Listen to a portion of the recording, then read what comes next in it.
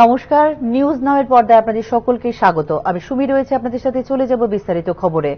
চীনের সহায়তায় শিলিগুড়ি করিডোর লাগোয়া লালমনিরহাট জেলায় একটি সম্পূর্ণ নতুন এয়ারফোর্স বেস স্টেশন নির্মাণের সিদ্ধান্ত নিয়েছে বাংলাদেশ। প্রেক্ষিতে উত্তর পূর্বাঞ্চলে বায়ু ও স্থলসেনার শক্তি বৃদ্ধি করার সিদ্ধান্ত নিয়েছে ভারত। লালমনিরহাট জেলায় একটি সম্পূর্ণ নতুন এয়ারফোর্স বেস স্টেশন নির্মাণের সিদ্ধান্ত নিয়েছে বাংলাদেশ। চীনের সহায়তায় লালমনিরহাট জেলায় এই সম্পূর্ণ নতুন এয়ারফোর্স বেস স্টেশন নির্মাণের সিদ্ধান্ত নিয়েছে বাংলাদেশ। প্রেক্ষিতে অতিমাত্রায় সতর্ক হয়ে উঠেছে ভারত।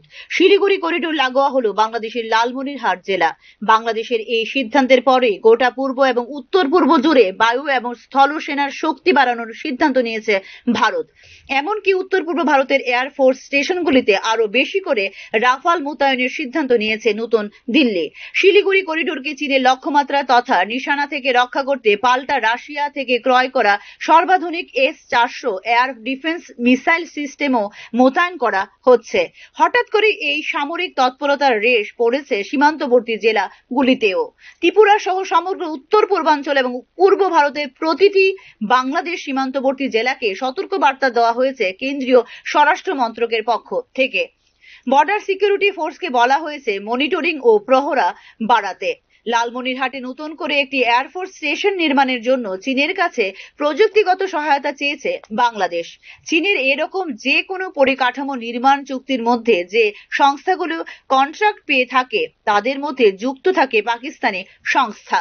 অর্থাৎ সরাসরি ভারতের নাকের ডগায় একটি নতুন এয়ারফোর্স বেস স্টেশন যখন তৈরি হবে তখন প্রত্যক্ষভাবে সেই কাজে যুক্ত হবে চীন ও পাকিস্তান। বাংলাদেশের হয়ে এয়ারফোর্স বেস স্টেশন নির্মাণের এই কৌশল তথা পরিকল্পনা হলেও আদতে কি এই এয়ারফোর্স বেস স্টেশনের আড়ালে নিজের বেস স্টেশনই তৈরি করবে চীন, তা নিয়ে আশঙ্কিত ভারত। পশ্চিমবঙ্গের শিলিগুড়ি করিডোরের দিকে চীনের নজর রয়েছে দীর্ঘদিন ধরে। এই করিডোরকে আখ্যা দেওয়া হয়েছে চিকেন নেক হিসেবে। এই অংশকে লক্ষ্য করে 25 থেকে 50 কিলোমিটারের মধ্যে পরিকাঠামোগত কোনো স্ট্র্যাটেজিক কাঠামোর মাধ্যমে একবার প্রবেশের ছাড়পত্র মিললে সেটা কৌশলগত এবং সামরিকগতভাবে চীনের জন্য হবে বিরাট বড় সুবিধাজনক পরিস্থিতি। বাংলাদেশ এখন শর্তহীন কোনো মিত্রতা আর রাখতে বা স্থাপন করতে চাইছে না ভারতের সঙ্গে। ড্রাগনের নাক পাশে আবদ্ধ হয়ে বাংলাদেশের আবারও একবার পাকিস্তান হওয়া সময়ের অপেক্ষা মাত্র। এই ক্ষেত্রে ভারতকে 3 দিক থেকে ঘিরে ফেলায় লক্ষ্য চীনের।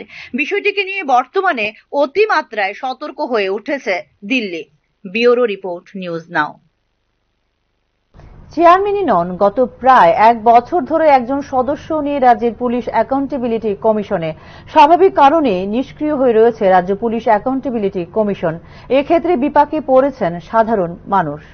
দীর্ঘ প্রায় 1 বছর সময় ধরে ঢাল তলোয়ারবিহীন নিধিরাম সর্দারের ভূমিকায় রয়েছে রাজ্যের পুলিশ অ্যাকাউন্টেবিলিটি কমিশন। কমিশনের টেবিলে সাধারণ মানুষের অভিযোগের পাহাড় জমা হয়ে গেলেও সমস্যা সমাধানের কোনো সম্ভাবনা দেখতে পাচ্ছেন না সাধারণ মানুষ।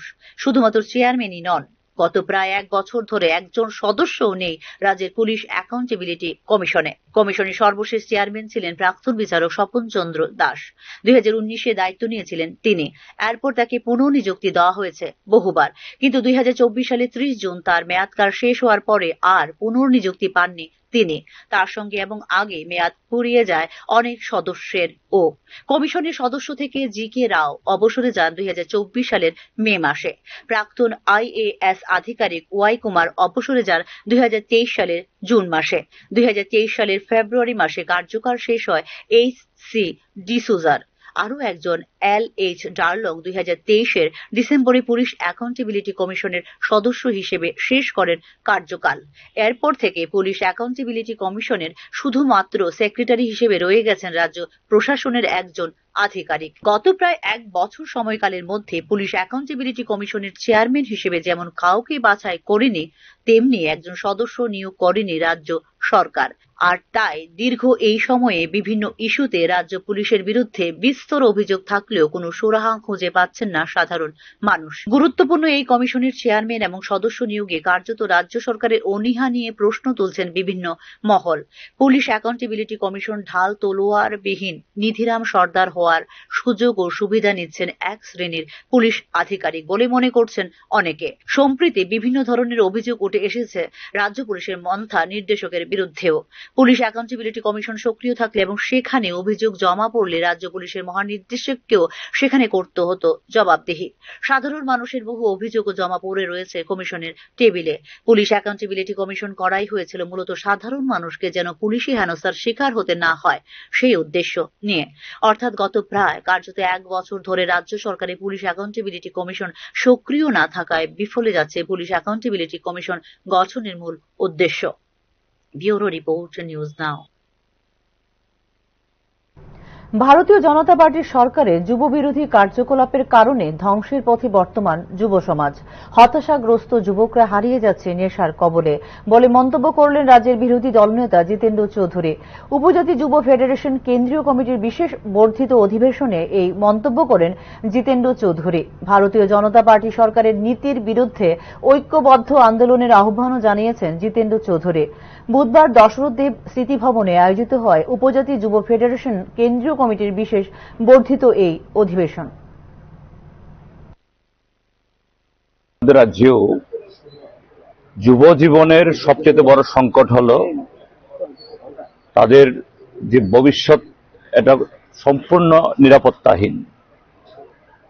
ভারতীয় জনতা পার্টির শাসনে এই দেশের যৌবন, তাদের শক্তি আজকে সম্পূর্ণ ধ্বংসের পথে।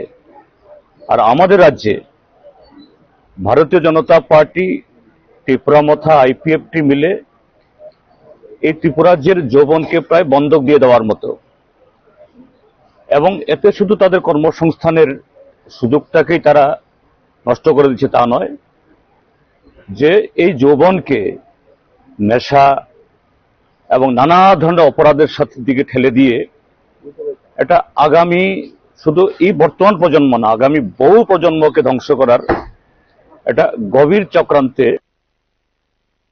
এখনকার মতো সংবাদ এই পর্যন্ত। এই পরবর্তী সংবাদ দেখতে চোখ রাখুন নিউজ নাও এর পর্দায়। নমস্কার।